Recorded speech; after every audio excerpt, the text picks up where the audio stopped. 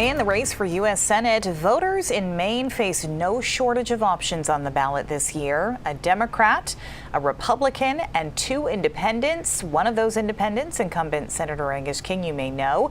Another, you may not know. Good evening, everyone. I'm Amanda Hill. Thanks for joining us for News Center Maine at 11. Jason Cherry is a lawyer and a former federal agent with a platform that defies easy labels. Our Donovan Lynch has this candidate profile for us. I've had over 25 years of public service. U.S. Senate hopeful Jason Cherry is no stranger to government. After the September 11th attacks, he left his career as a defense lawyer to join the FBI. I've been an investigator of crimes against children and human trafficking.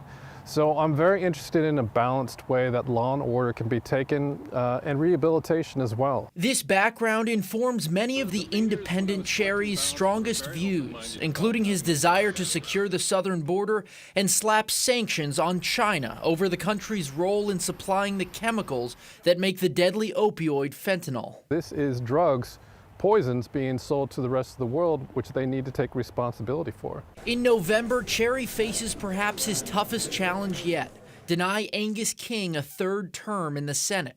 And in a crowded field of candidates, including Democrat David Costello and Republican Demi Kouzounis, Cherry faces a hurdle the others don't: how to set himself apart from another independent running for office. I know that he's a very popular candidate.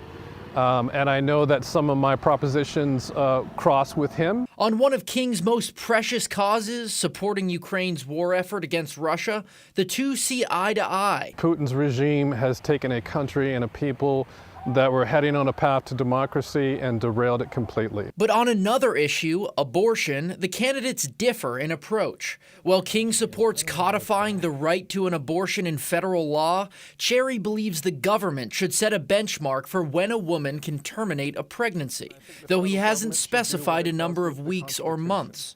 It should set the minimum threshold for available legal abortions for the states, where the states can then expand that. On guns, I would vote for stronger red flag laws, but then I would also try to close up the loop for private gun sales. Ultimately, Cherry says his campaign wasn't born out of a resistance to King's. I made a decision to run without actually Angus King being in the picture. I was surprised that he ran again, but regardless, I'd made the decision to run. Now the voters will decide who will serve Maine in the U.S. Senate.